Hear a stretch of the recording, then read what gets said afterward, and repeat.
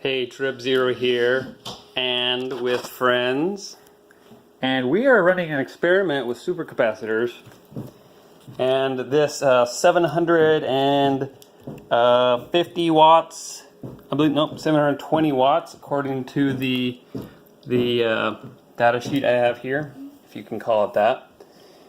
Converter, step-down converter. I'm going to use it to charge up the supercapacitor bank, which is then going to power this USB 3.1 cigarette adapter that I have modified to just plug into a standard jack. This is basically a DC converter with USB-C, which is, let's unplug this. This guy, this will measure a USB-C cable. Right here, and this part will measure the voltage and current output. MJ will plug that back in. Alright. Boogs is going to help us. What we're going to be charging in the end is this Moto Mod, this Mophie Moto Mod. This is a battery pack. It's 3,150 milliamp hours. And it's USB-C charge. It charges at full speed, I guess, which is, in this case, not the 100 watts that USB-C is capable of, but rather 5 volts, 3 amps for 15 watts, roughly. So we're going to see how long, one, it takes to charge up this thing, and then how long it takes to discharge it. So one thing to note about the converter, the step-down converter, is that it has a whole bunch of settings. We've got buttons here that will allow us to change the voltage output and the current output. And I've got it defaulted to 3 amps, but I've successfully done 4. I might be able to do more. It depends on these capacitors in the balancing board, how much they can take.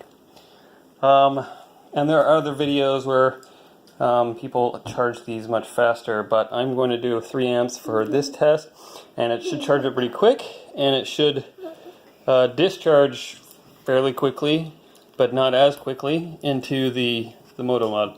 The test basically tests to see if we can get this guy to work to charge basically as a DC-DC converter. So this could be a lithium polymer battery, a LiPo battery. It could be a lead acid battery, whatever. And you could use that DC-DC converter to charge USB-3 things, USB-C things. Okay, so let's plug this in. Again, this is 48 volts. So, you guys ready? Yeah. You ready? Okay. Actually, we're not gonna. So leave that unplugged, Emma. Okay. MJ. This unplugged. Right. No, keep that. More boogs. Okay. Leave your battery unplugged. We're gonna go. All right, there it is. It's charging up. It will charge up to 15 volts. I've got it set to. We can see the current is drawing the full 3 amps. And I don't see any magic smoke, so that's good. We'll just hang out here until it gets to the desired voltage. So while that's charging up, one thing I did notice is that there's a whole bunch of ways to set auto output, key combinations to do that. Auto output means it automatically turns on the output when you turn on the device. And then parameter store was the other one. This default, out of the box, it was 5 volts output. So I had to use that to store 15 volts in here. What am I going to use this for eventually? Well, another video, I've got a counterpart to this that is a boost converter. And I've got a couple very large lithium polymer batteries that are about 12 volts if I put them in series together. They come from a Nissan Leaf, and I'm going to boost the voltage up to 48. I'm gonna transport that electricity across my house to this guy, who will charge possibly a supercapacitor, power some 12-volt lights, things of that nature. We're at 9.7 now and climbing. So I will hopefully get some videos out about that build, running 48 volts through my house and powering lights and things. The idea is one, DC's a little bit safer at low voltage than AC, and our lights are LED lights are DC anyway. You can't power them with AC directly. So and I have solar power, so why not charge these batteries up when I know I've got the power, and then discharge them at night. It's basically what do they call it? An AC DC grid for coupling for a grid-tied solar system. So if you don't have a grid, if you have a hybrid system, you have lots of battery chargers. This is another way to do it, is AC to DC system. More on that later. We're almost charged up. We're at 13 volts now, and our assistants are going to get ready with the batteries. Boogs, you about ready to plug that in? So that's going to get to 15. Alright, we are fully charged.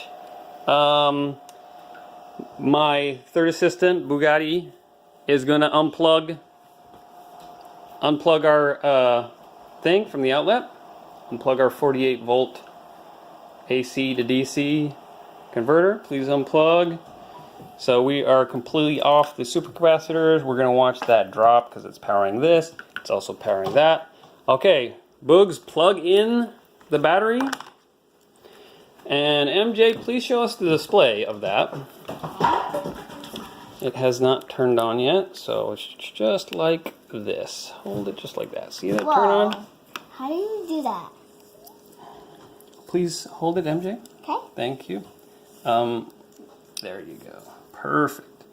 So right here, this output is a pluggable measuring device from Pluggable. It was fairly inexpensive, but we're going 2.5 amps, 5 volts, and it's dropping. Maybe it should be less, dropping a little bit slower. So these supercapacitors work by basically filling up and then with voltage, if you want to describe it that way, and then discharging, and it'll drop all its voltage out.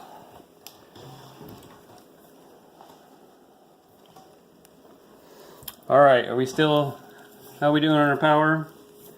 Still pretty good. It's like doing the same thing. Let's pause here and we'll come back and see how low we can go. While that's discharging, another interesting feature of this thing is if you hold down the OK button, it will show how the capacity. So that means 0.8 amp hours, which is kind of interesting.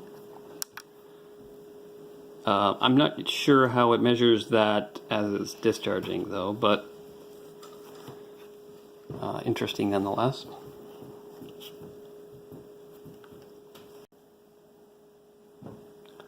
Still 2.5 amps at 5 volts. Down to 8 volts now of the supercapacitor bank. Should start discharging a little quicker now, as we are still going. Now we are dipping below the 5 volt on the output, USB output. So we were at 5.1 earlier, and the amps has also changed. Now this thing is going to shut off. Yep. This thing only stays powered at about 10. So we will have to hook up the voltmeter here. All right, we hooked up the voltmeter. We're dropping past down below 5 now, and we're still getting 4.9, just 2 amps still, which is great. Keep those connected, MJ.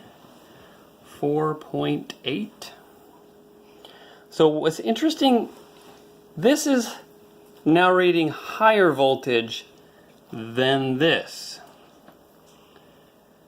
So this might have not only a step down, but also a boost converter in there. That's incredible. Now this will drop down to 3.6, and then we'll get nothing out. So is that correct? 3.4, and we're crawling now. 0.5 amp.